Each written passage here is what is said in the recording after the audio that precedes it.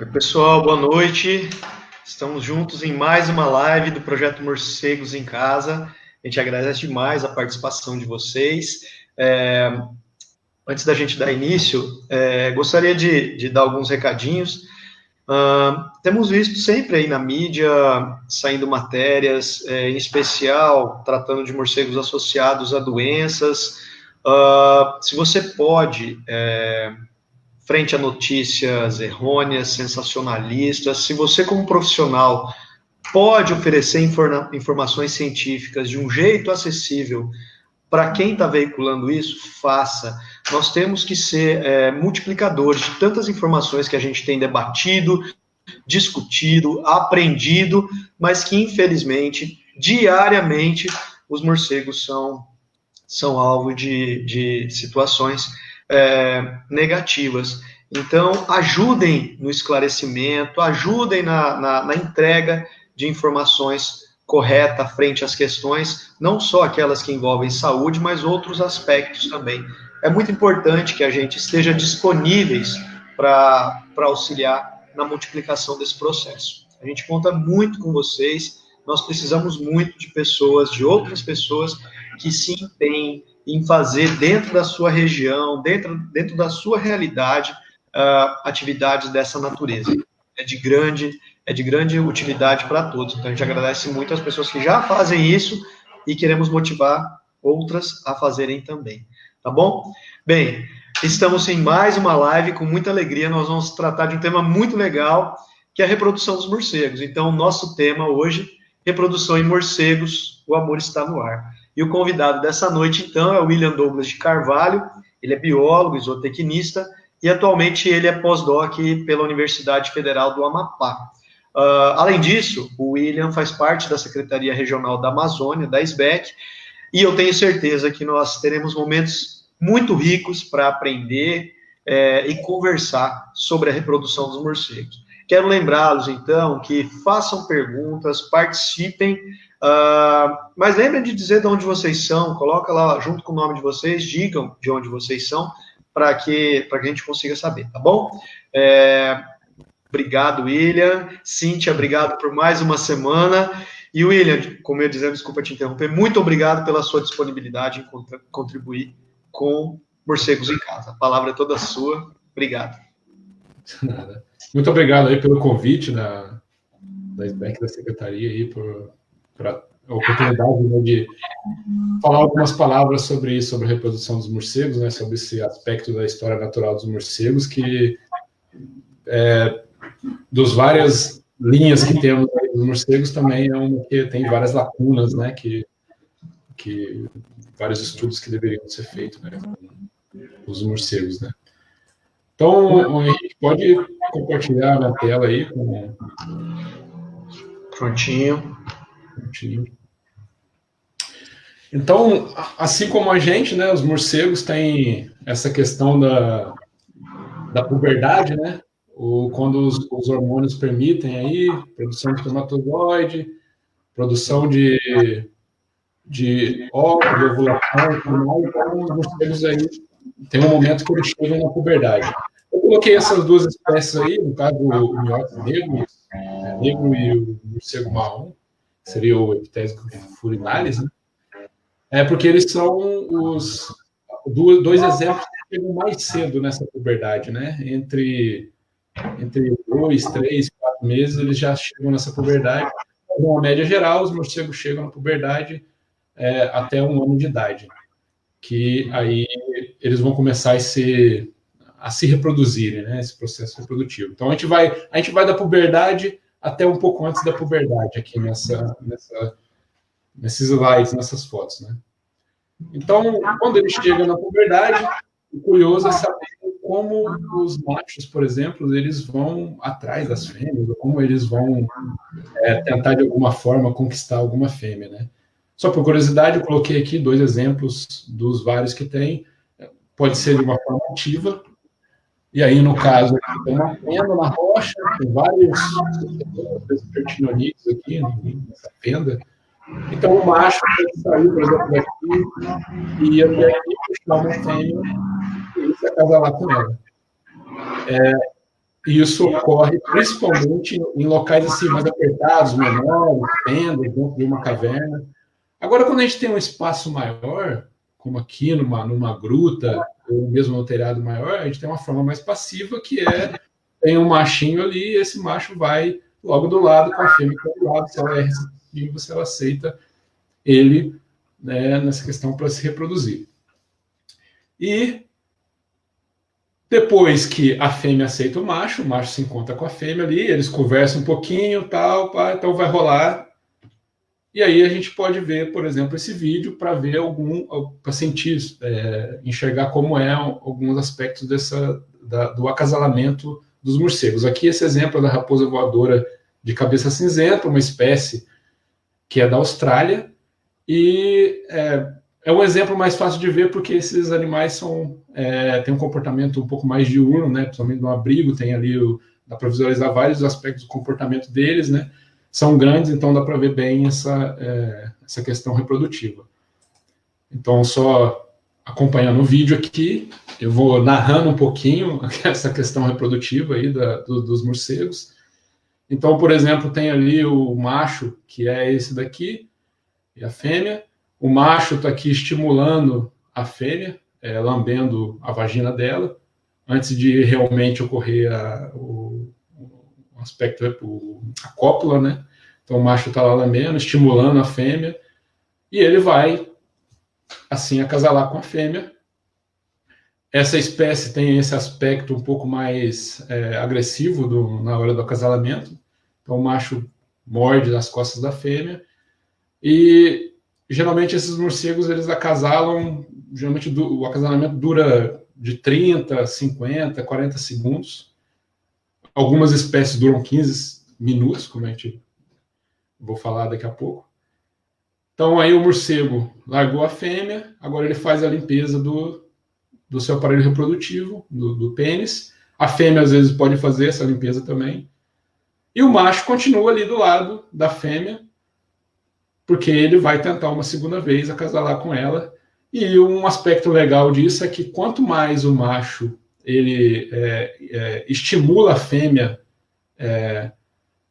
com a sua boca, ou a fêmea estimula o macho, maior é essa duração da quantidade de acasalamentos, né? Não do acasalamento em si, mas dessa quantidade. Então, se ele estimula mais a fêmea, no caso que ele vai começar a fazer agora, ele consegue acasalar com ela uma segunda vez, e se ele estimula mais uma vez, ele vai conseguir acasalar mais uma vez, e assim por diante. Então, ele está ali estimulando a fêmea, e depois ele vai fazer a mesma coisa, vai por trás da fêmea e vai conseguir acasalar novamente.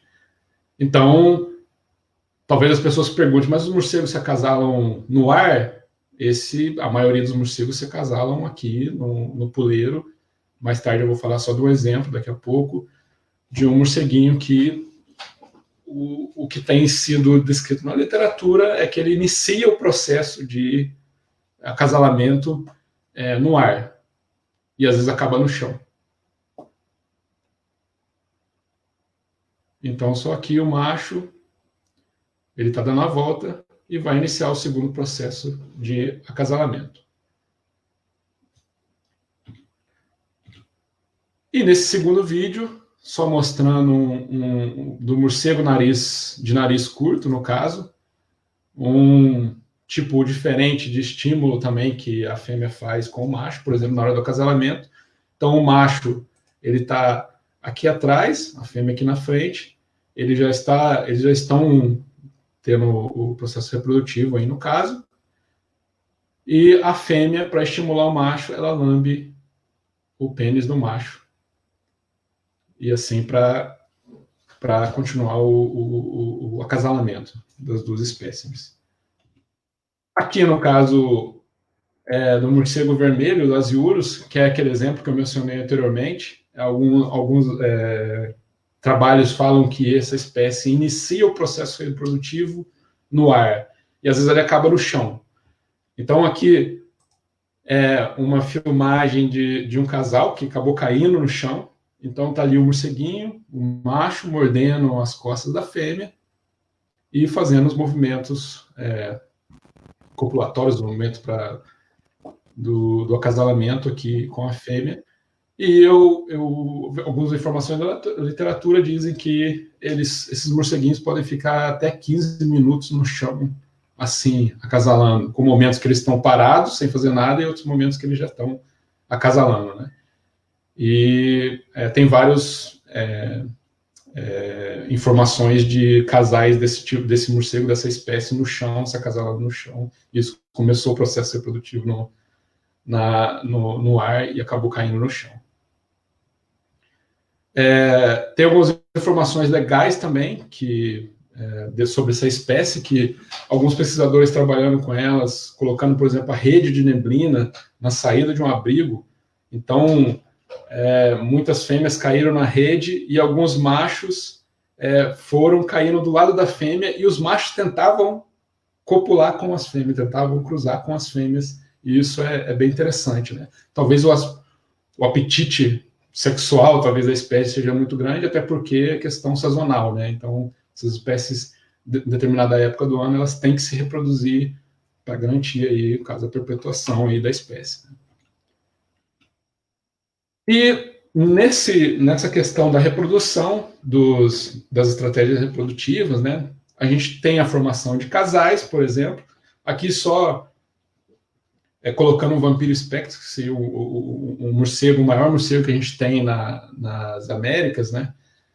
Como exemplo, só que esses dados são preliminares. Quando a gente vai buscar essa informação, há indicação de que esse morcego forme casais no momento da reprodução, inclusive que esses casais eles ficam num determinado abrigo e um deles cuida do filhote do bebê, enquanto o outro sai para caçar. Só que como é um morcego difícil de capturar, então são dados bem pontuais, né? Ainda tem que investigar mais, mas há exemplo de, no caso, a formação de casais, né? Monogamia, então esses morcegos não acabam não copulando com outros indivíduos numa mesma colônia. E a formação de haréns. O que seria haréns? Haréns é quando você tem aqui, por exemplo, várias fêmeas e um macho dominante. Pode ter também várias fêmeas e um macho dominante, alguns machos que não são dominantes, mas acaba que esse macho dominante ele vai copular, vai cruzar com as fêmeas dessa colônia, né? Aqui na seta, por exemplo, aqui dessa foto, um macho dominante e as fêmeas aqui atrás, esse macho numa posição de defesa, porque está se sentindo ameaçado na colônia, né? Então, se havendo outros machos que não sejam dominantes, eles até acabam, às vezes, copulando com as fêmeas, mas escondido desse macho dominante, para não ter muito problema com ele, né?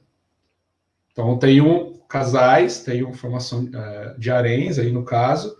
Eu tenho também uma colônia que é tudo junto e misturado, né? Que aí tem várias fêmeas, vários machos.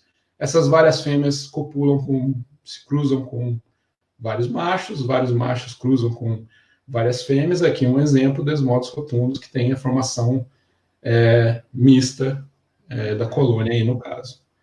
Ô William, posso te interromper um pouquinho? Nós temos uma perguntinha da Érica Munhoz.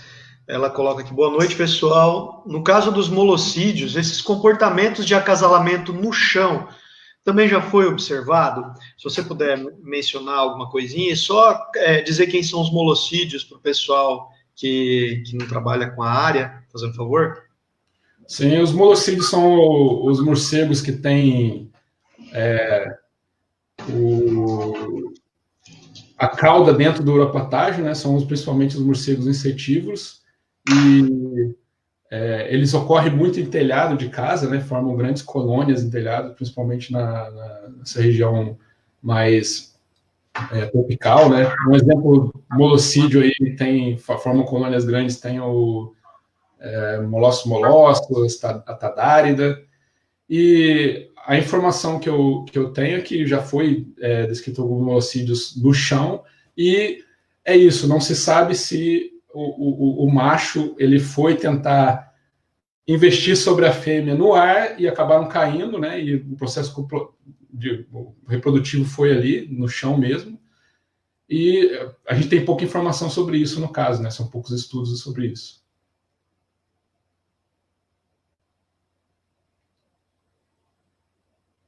sei se eu respondi a pergunta. Beleza, William. Tá ótimo, obrigado. A palavra é sua. Ok. E aí também, em relação a esses abrigos que são mistos, aí no caso um vespertilionídeo, né?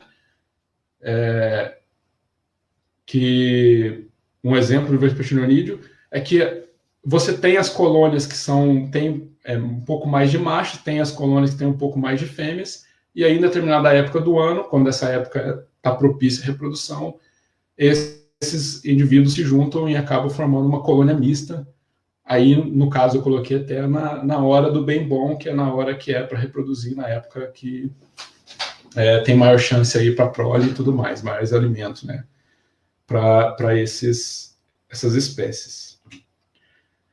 Então, a gente acompanhou desde lá da puberdade, o macho conseguiu conquistar a fêmea, eles cruzaram e a fêmea ficou grávida, então vem a gestação. Como é que é essa gestação dos morcegos? Ela pode variar de 2 meses a 7 meses, aí eu coloquei o exemplo, a Carolia perspicillata aqui, 2 meses, mais ou menos, a gestação, em média, e o Desmodus rotundus, que é uma espécie que a gestação dura um pouco mais, que é de 7 meses. Então aqui dá para observar bem a distensão aqui da região abdominal dessas fêmeas, né, onde está desenvolvendo aqui o feto. E o curioso é que algumas espécies, isso dependendo da região, elas podem armazenar o sêmen do macho numa região no útero, e ela só acontece a fecundação quando o ambiente propicia para isso, quando tem mais alimento. Então ela tem essa fecundação tardia.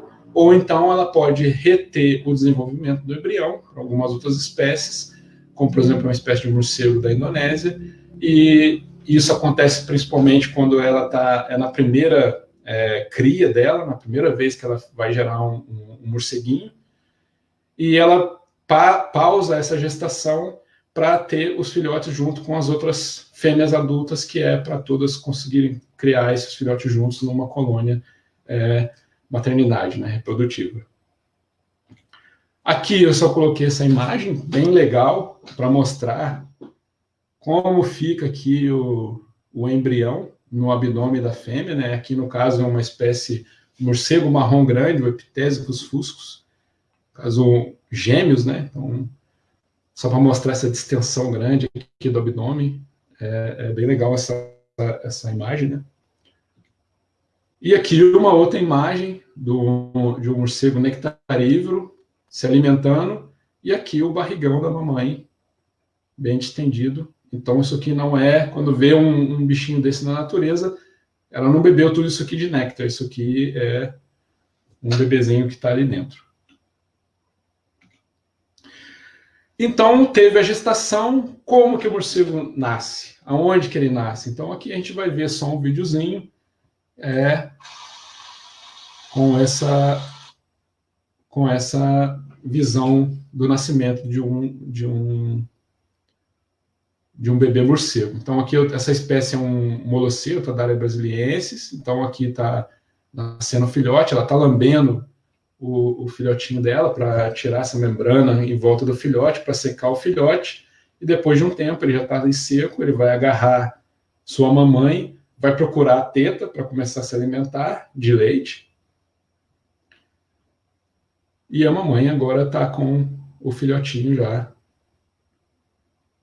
ali nas costas. Então, como eu falei, o filhote depois vai para se agarrar à teta da mãe. Aqui eu estou mostrando, no caso, espécies que elas voam com seus filhotes. Aí aqui, no caso, uma Carolia perspicillata, aqui uma Dermanura. Então o filhote está aqui agarrado à teta da mãe. Ele do outro lado lá está agarrado com suas patas de trás na mãe também. Então, só para ter uma ideia, olha o tamanho do filhote, olha o tamanho da adulta, o tamanho dele chega mais ou menos a algumas espécies, 30% do peso da mãe. Então, imagina que a sua mãe, com 60 quilos, por exemplo, está carregando um filhote de 18 quilos preso ao corpo, ao seu peito, né? É muito peso que o morcego carrega. Essa amamentação, ela geralmente, em média, dura 2 meses e é até chegar, aí no caso, perto da puberdade dos filhotes. Então, eu considero que as mães morcegos, na verdade, são super mães, porque elas carregam todo esse peso gestando o morceguinho ali, como feto, e depois o morceguinho quando nasce. Então, aqui o exemplo, olha o tamanho desse filhote em relação ao tamanho desse platirrhinus aqui. E olha o tamanho da raposa voadora, o tamanho do filhote aqui embaixo também, agarrado a ela. No caso aqui, o Rhynchorhynchus naso também, o filhote, o tamanho dele agarrado à fêmea. Então, a fêmea, ela tem um gasto energético muito grande. Vai voar com esse morcego agarrado a ela, vai produzir o leite, precisa se alimentar e está bem com relação ao seu corpo, né, bem alimentada para desenvolver toda a sua biologia normalmente. Ô William, nós temos algumas perguntinhas aqui, eu vou fazer elas um pouco fora de ordem, porque por conta do que está sendo tratado, então as outras eu faço daqui a pouquinho, tá? Mais uma colocação da Valéria Tavares. Oi William, você pode falar um pouco sobre os comportamentos das mães dos morcegos que regurgitam alimentos para os filhotes, além de fornecerem o leite que eles mamam? Sim, essa pergunta é bem legal, e eu vou citar aqui o exemplo do morcego vampiro, Desmodus rotundus, que a mãe, ela regurgita um pouco de sangue para o filhote, até para fornecer para o filhote um pouco da biota, né, da bicharada que tem ali no intestino e tudo mais, para ajudar o filhote no desenvolvimento e o filhote ter essas bicharadas que a mãe também tem ali. Então é bem legal, tem algumas espécies, no caso do Desmodus rotundus, que tem isso. Nas primeiras semanas ele acaba regurgitando, a mãe regurgita para o filho um pouco de sangue. Um pouco de sangue não, né? Um pouco do conteúdo ali estomacal, né? Ô William, voltando um pouco no processo reprodutivo, temos uma pergunta da Marcela Batista. Ela tem duas perguntas, na verdade. Existe algum tipo de ritual de acasalamento entre os morcegos? Existem estudos disso? E a outra pergunta é: existe sexo homossexual entre morcegos? Marcela é de BH. Sim. Essa questão desse ritual de acasalamento aí, eu não tive nenhuma informação, não li nada sobre isso, né? Alguns morcegos têm um ritual de acasalamento. Com relação a... Qual a segunda pergunta mesmo, Henrique? Desculpa, fala de novo, não entendi. Que você segunda pergunta é... A segunda pergunta é se existe sexo homossexual entre os morcegos? Sim, existe. Algumas espécies acabam tendo um acasalamento, tem essa questão de macho com macho, e também a questão de fêmeas estimulando as fêmeas nos morcegos, tem também. Legal. E também temos uma perguntinha da Juliana Pell. Olá, William, Henrique, Cíntia. Oi, Juliana. Eu li recentemente um paper super interessante que registraram esses estímulos pré-copulatórios entre dois machos. Era uma espécie de raposa voadora. Você sabe se esses comportamentos são frequentes?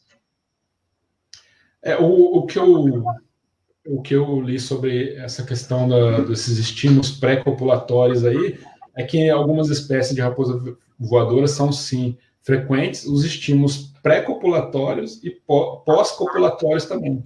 E isso, quanto maior o estímulo, maior é a duração dessas cópulas, né? A quantidade de cópulas, né, para essas espécies. Certo, legal. E mais uma perguntinha, William, da Aline Shakira. Boa noite. A glândula agular dos molosídeos está relacionada à reprodução?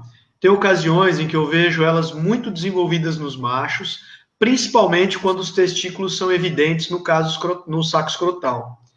Ela é de Campinas. Sim, é muito legal essa pergunta. Os molosídeos, molossos, né? A gente pega muito em telhados, alguns sacoptérix também, às vezes, quando até pega na rede, vê no saquinho dele, no antebraço, também ali algumas secreções, eles realmente, esses indivíduos aí, principalmente molossos, eles produzem secreções quando estão ativamente reprodutivos, né, vamos dizer assim. Não quer dizer que essas espécies só produzem espermatozoide ou são capazes de copular aí, o espermatozoide fecundar o óvulo da fêmea, só quando eles têm essa glândula desenvolvida, porque os espermatozoides às vezes podem ficar lá no canal do epidídimo, mesmo o testículo estando abdominal nesses morceguinhos, né? Mas, de fato, os machos dessas espécies, eles têm a glândula, ficam bem desenvolvida quando eles estão... eu creio que quando as fêmeas estão mais receptivas e quando está na época reprodutiva. Isso também pode ser observado em Sturnira lírio, né, naquela glândula que ela tem no ombro, que fica bem amarelo o pelo ali, que solta aquela secreção, pelo bem com um sebo, né? Então, isso acontece em diferentes espécies aí de morcegos. Né? Beleza, William. Pode seguir. Daqui a pouquinho a gente traz mais uma rodada de perguntas. Valeu. Beleza.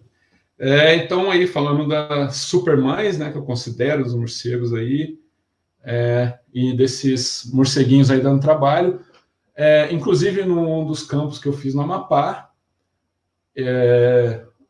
algumas mães de Carolia perspicillata estavam carregando filhotes que já conseguiam voar. E a gente ficou assim, opa, mas por que esse filhote ainda está agarrado na mãe se ele já está voando, né? De repente consegue alimentar, mas está lá o filhotão agarrado à mãe, mesmo assim. Então, quando nascem esses filhotes, eu tenho os exemplos que eu dei ali das espécies que carregam esses filhotes grudadas em si, voando, gasto energético muito grande, e eu tenho aquelas outras espécies que formam, no caso, algumas colônias, maternidades. Né? Aqui o exemplo da Tadarida brasiliense, que as fêmeas se juntam em um determinado local e acabam tendo seus filhotes ali, e essa colônia é construída praticamente dos filhotes e da mãe. A mãe sai e deixa o filhote ali naquele abrigo. Então, a pergunta que vem é como essa mãe, quando ela volta, ela encontra esse filhote no meio dessa bagunça. Aqui só mostrando uma fotinha de um abrigo pequeno, né? Mas imagina aquelas cavernas no México, nos Estados Unidos, com milhares de Tadarida brasiliense. Né? Então aqui eu só vou mostrar um vídeo, não é da Tadarida, mas é do morcego mangueiro menor, que é o principal polinizador da agave. Então só mostrando aqui aqui tem a mãe, vocês observarem, e aqui vai aparecer o filhote já,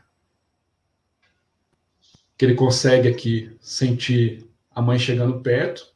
Então, pelo olfato e pela vocalização, eles conseguem sentir um ou outro. Então, a mãe consegue chegar ao filhote que está aqui no meio dessa filhotada aqui, desse monte de bebê morcego.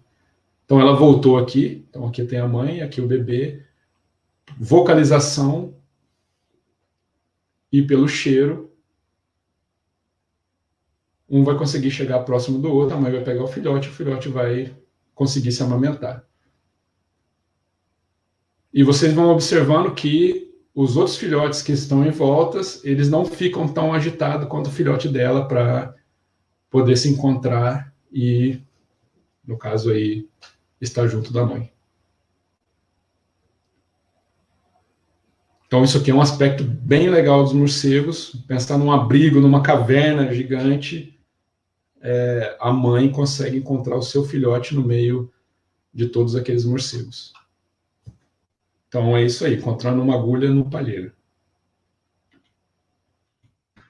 William, aproveitando, só uma perguntinha do Guilherme. O Guilherme, Siniciato terra garbina, ele colocou aqui que leu recentemente que as fêmeas lactantes de morcegos, vou até colocar ali, passam por uma mini osteoporose, de tão difícil que é conseguir o cálcio na dieta. E ele também traz uma perguntinha sobre as estratégias de reprodução. A produção de gêmeos é comum em morcegos? Tem espécies brasileiras? Então, a produção de gêmeos ela não é tão comum, ela acontece, pelo que eu sei, acontece mais no gênero nos lasiuros, né? Que aqui, por exemplo, uma imagem que eu estou mostrando agora, tem os gêmeos aqui, um morceguinho de cada lado, né? Que ao contrário das espécies que a gente captura mais em rede de neblina, que são as espécies mais comuns, aqui no caso da dermanura, são um filhotinho, então os gêmeos eles são mais descritos para as espécies, para esse gênero, pro lasiurus, né? Que pode ter às vezes até quatro morceguinhos na mesma gestação.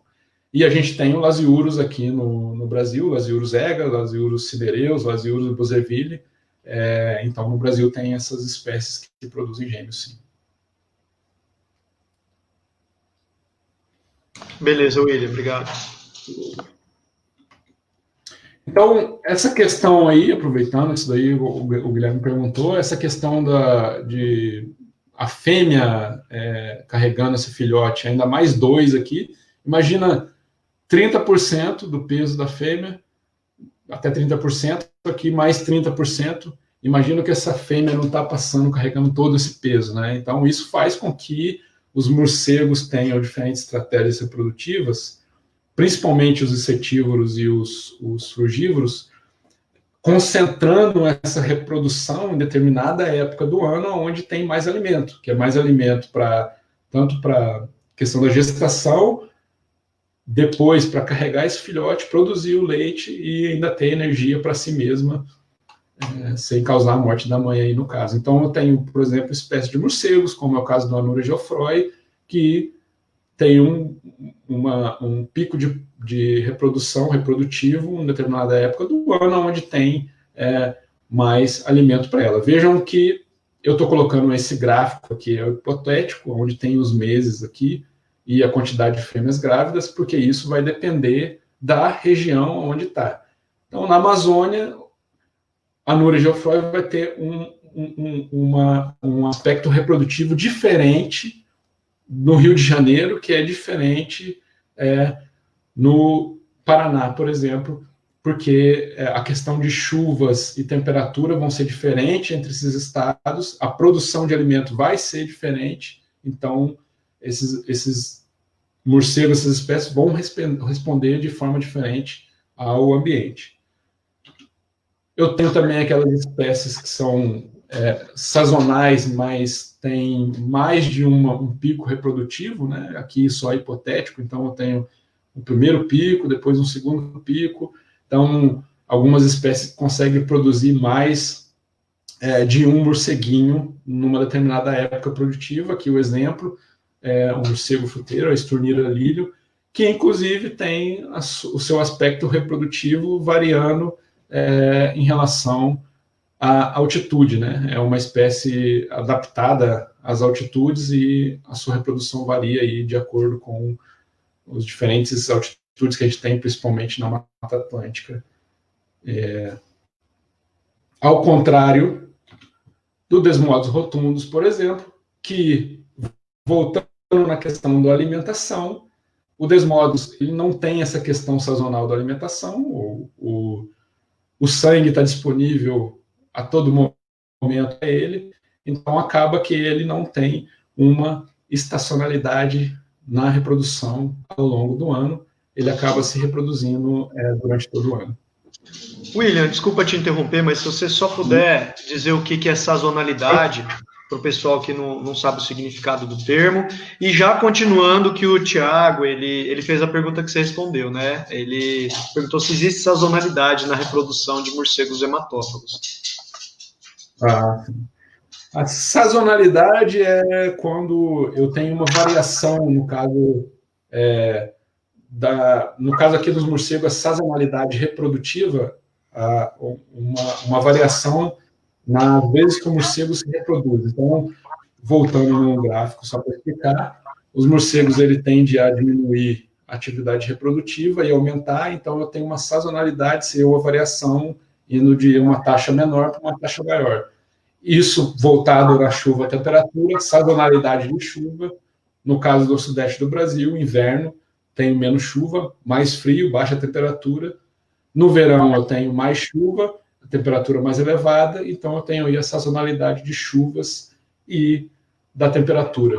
E isso tem a ver com a sazonalidade reprodutiva das espécies por causa dos alimentos. William, nós temos uma pergunta da Cíntia da Costa. Vai, Cíntia. William, queria aproveitar que estava falando aí dos gêmeos, quadrigêmeos, e assim como a Carolina, eu também fiquei um pouco chocada. Então, gostaria que tu explicasse um pouquinho, tu até mostrou numa foto, a questão das mamas. Quantas mamas tem, né, uma fêmea, onde ela está posicionada, e como que ela faria para dar conta desses 4 molequinhos aí? Ah, sim, eu vou voltar aqui só na... E aí, só aproveitando, a Marília, conforme a Cíntia já mencionou, né, ela fez um comentário aqui, que máximo, você capturou a mãe, ela estava voando com os filhotes, onde foi? Então, se puder relatar isso para a gente. E, Marcelo Martins, já faço sua pergunta, só um pouquinho, tá? Então, voltando aqui no caso da posição das tetas, da glândula mamária das mães, então, aqui no caso da carólia, da dermanura, é aqui na região axilar. Então, a gente geralmente, quando pega o morcego, afasta, joga um pouquinho a asa para trás, então tá ali a mama, a teta da mãe. No caso do Lasiurus, ele tem aqui, ele tem 4 dessas tetas ativas, né? Então, com isso, ele consegue aumentar até 4 filhotes. No caso dessas outras espécies, como carólia e dermanura, são só 2. Então, poderiam ter gêmeos essas espécies, só que eles não têm na maioria dos casos, né? Praticamente não tem. Então, é isso, os lasiurus têm essas 4 tetas, né? Qual era a outra pergunta mesmo que eu esqueci? Essa era da Cíntia. A Marília, ela fez um comentário, ela perguntou se você capturou a mãe, se ela estava voando com os filhotes, onde foi? A mãe, no caso, assim, eu capturei numa dos últimos campos que eu fiz, a gente capturou muitas mães com filhotes, principalmente de carólia prespiscillata, e muitas dessas mães estavam com um filhote muito grande, e quando a gente ia soltar a mãe com o filhote, a mãe acabava voando e o filhote ficando, ele não estava tão preso nela. E depois ele saiu voando. Só que ele voltava, às vezes, e ficava na cordinha, pendurava os saquinhos lá e ficava por ali, depois a mãe vinha e conseguia pegar ele. A gente até percebeu esse comportamento, que eu nem sei se tem descrição isso, por vários pesquisadores que trabalham com morcego aí que estão vendo a live, da mãe voltando para pegar o filhote depois que soltou ela, depois da captura, né? A gente fez isso. Inclusive, a mãe voltava e dava voltas no saquinho pendurado, com o filhote só. Ela ficava dando voltas ali, a gente percebeu, por que tem um morcego dando volta do saquinho? A gente tirou o filhote, botou pendurado, a mãe veio, se pendurou na cordinha, o filhote agarrou nela e ela saiu voando. Então, aí, nessas últimas amostragens que a gente fez lá no Amapá, na Amazônia. Então, bom, é isso. Não sei se eu respondi a pergunta da Marília, mas... Ô William, deixa eu trazer uma pergunta que o Marcelo fez já tem um tempinho, o Marcelo Martins, sobre a questão da reprodução e tal. Boa noite. Existem casais monogâmicos entre os morcegos? Marcelo do Amapá. Você já mencionou alguma coisa sobre o caso do Vampiro Spectrum? Você tem mais informações? As informações que eu consegui até, que tem até hoje, são poucas em relação a isso, são poucos estudos feitos, né?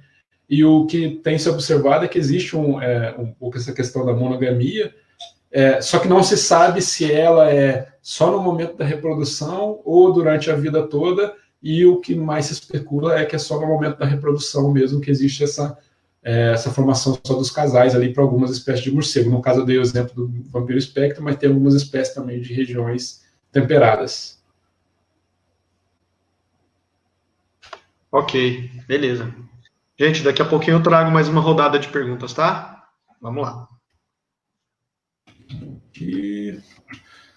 Então, aqui só o morcego, né? Parei no vampiro, que se reproduz o ano todo.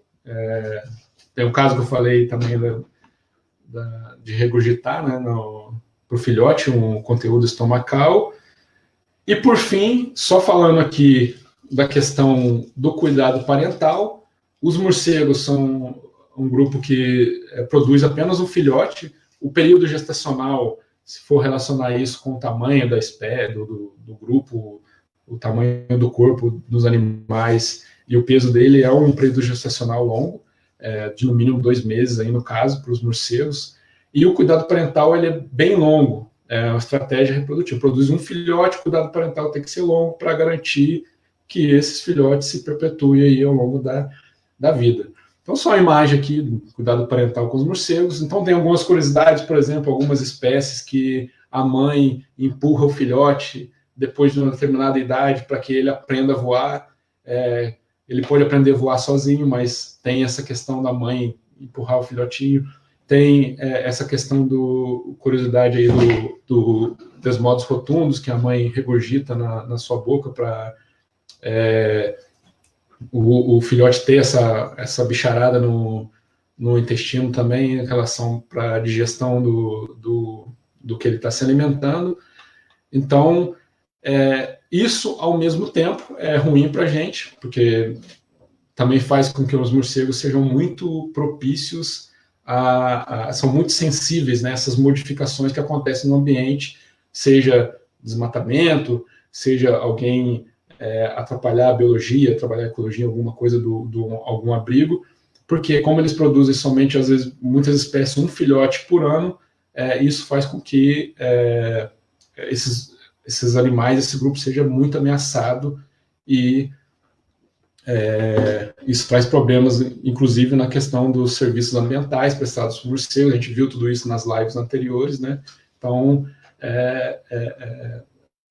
essa questão reprodutiva dos morcegos tem essa forte consequência, esse gargalo que tem evolutivo na questão da sensibilidade da espécie às modificações e das ameaças que elas sofrem. Então, é isso, Henrique, que eu tinha, esses aspectos aí, essas curiosidades em relação à reprodução dos morcegos que eu tinha para trazer. William, ainda temos algumas perguntas. Vou trazer agora a do David Liposki Biassi. Boa noite, William, e demais. Levando em consideração todo este investimento em cuidado parental, tu saberias dizer quanto tempo o índice de condição corporal, quando eu levo em consideração a relação do tamanho do antebraço e o peso, voltam ao normal? Quanto tempo a fêmea volta ao normal na sua condição corporal, né? Isso depois do cuidado parental. Essa informação eu não tenho, de quanto tempo ela leva. Eu não consegui encontrar, não li sobre essa informação, talvez eu nem sei se tenha essa questão em relação aos morcegos, né? Só uma questão sobre esse negócio dos estudos reprodutivos com morcegos. Pela informação que eu tenho, de todas as espécies que a gente tem no mundo, a gente só conhece, tem conhecimento de 10% das espécies sobre algum aspecto reprodutivo. Então, só para ver e tentar enxergar essa lacuna que tem sobre os diferentes aspectos reprodutivos das espécies, né? Em diferentes locais.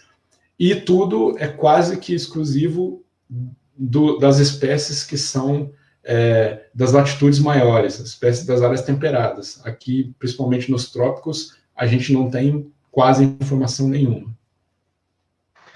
Beleza. William, eu posso minimizar a tela? Ainda não? Sim, pode minimizar, sim. Posso? Então, vou te trazer mais algumas perguntinhas. Nós temos uma da Maria Venturim. Boa noite, pessoal. Uma dúvida que surgiu agora. Vocês sabem se existem registros de fêmeas que adotam filhotes de outras fêmeas que eventualmente morreram ou não retornaram para o abrigo? A Maria é de Nova Venécia, Espírito Santo. Eu acho que eu já vi alguma informação sobre isso, mas eu não sei explicar, não tenho exemplos factícios sobre essa questão. Mas eu acho que nessas colônias de maternidades eu já recebi alguma vez informação sobre isso, que fêmeas adotam filhotes de fêmeas que não voltaram, né, mães que não voltaram para a colônia. Certo. Nós temos também mais uma pergunta da Valéria. William, as mães morcegos têm um imenso trabalho e precisam de muita energia, inclusive para conseguir carregar os filhotes em voo, né? Tem alguma pesquisa sobre se elas mudam algo na dieta ou algum comportamento para dar conta do trabalhão? Desse trabalhão.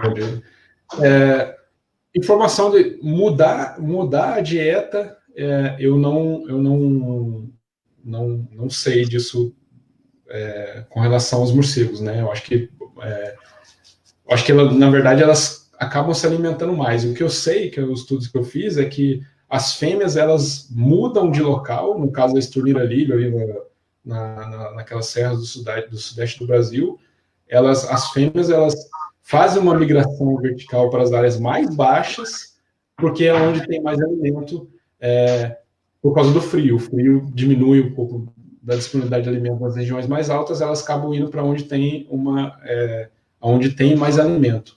Eu não sei, dessa pergunta da Valéria, eu não sei que em relação a mudar alimento para um outro tipo de alimento com maior quantidade de energia, eu acho que talvez isso não tenha estudo.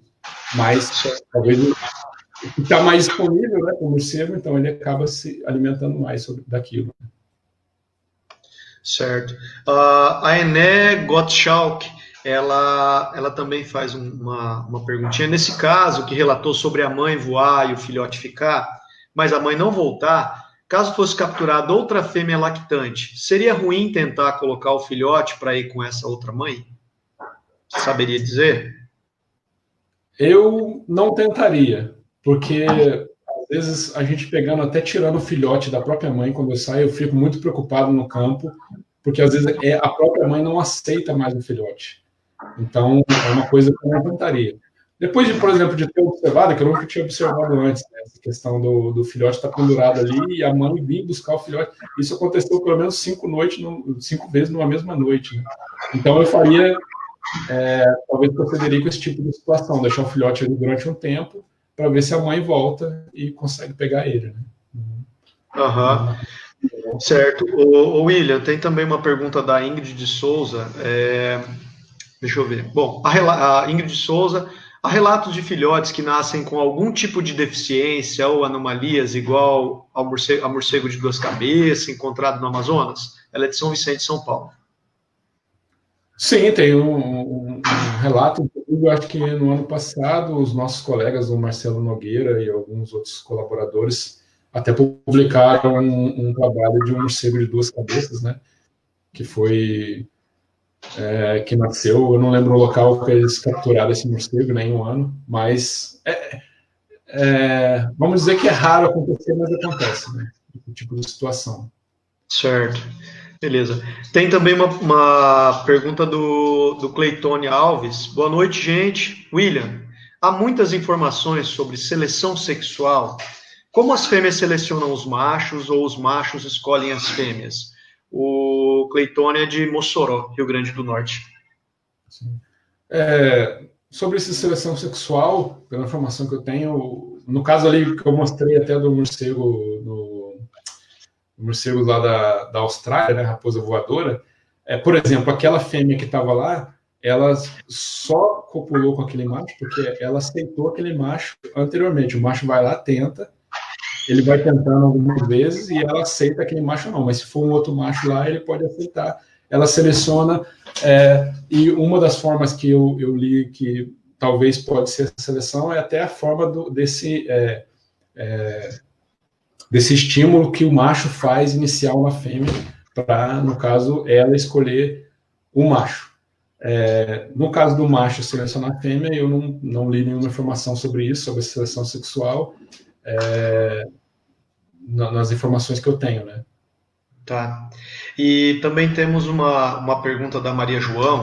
William, você conhece casos de, em uma mesma espécie, dependendo das condições ambientais e, em particular, do abrigo, as fêmeas alternem carregar os filhotes ou deixá-los no abrigo? Ela só viu isso até hoje em uma espécie de morcego na região temperada. Você tem alguma informação sobre isso? Disso aqui no Brasil, não. De alternar e deixar o filhote, não. Isso daqui no Brasil, não. Certo. Também temos uma pergunta do Tiago Marques. Há algum relato sobre infanticídio em colônias de morcegos? Infanticídio, eu nunca vi relatos. Eu vi relato de, na verdade, por exemplo, colônias mistas de filósomos astados com molossos, por exemplo, filósomos astados fazer carnivoria ou com filhote ou no molossos, né? Mas infanticídio, não. Certo. Não, beleza. O Ricardo Rocha, ele coloca que viram evidências de mudanças no uso de paisagem em fêmeas reprodutivas e ele indica, então, o paper, se alguém quiser consultar. Eu também gostaria de te perguntar, William, você tem informação sobre alguma situação, por exemplo, de diapausa embrionária envolvendo morcegos? Você já ouviu falar disso? Sim, E se você puder explicar o que é diapausa embrionária para quem não trabalha com esse assunto? Sim, a diapausa embrionária seria um stop do desenvolvimento embrionário, né, do embrião ali na fêmea, e isso acontecer principalmente em relação à disponibilidade de recurso. Algumas fêmeas nas regiões temperadas, elas fazem essa pausa para aguardar um tempo que seja mais propício para continuar o desenvolvimento embrionário, para esse filhote nascer.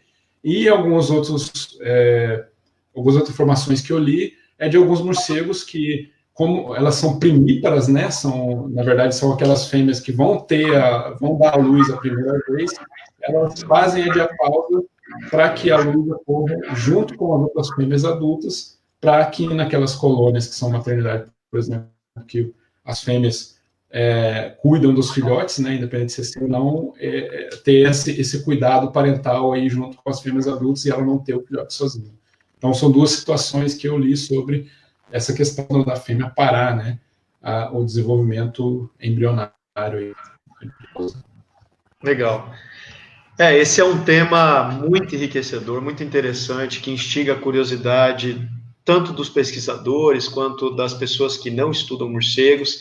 E é claro que esse é um assunto que não está esgotado, né? Nós vamos voltar a falar de reprodução de morcegos, falar mais curiosidades, mais aspectos que eu tenho certeza que enchem os olhos e os ouvidos de todos que acompanham todas essas discussões. Muito legal. Infelizmente, nós estamos chegando nos minutos finais da nossa live. Gostaria de deixar a palavra com você, William, se você quiser fazer as considerações finais antes da gente encerrar. Essa questão reprodutiva é muito legal da história natural dos morcegos, né? De vários assuntos que tem da história natural dos morcegos. A gente não sabe quase nada sobre o aspecto reprodutivo. A Maria João mandou uma mensagem aí, vamos tentar descobrir uma colônia que acontece isso, a mesma coisa lá aqui. A gente não sabe nada, sabe muita coisa nas regiões temperadas, mas nos trópicos não sabe quase nada e tendo mais essas informações ajuda na conservação dos morcegos, né? Que esse aspecto reprodutivo é muito importante nessa questão da conservação dos morcegos, porque é quase um calcanhar de Aquiles, né?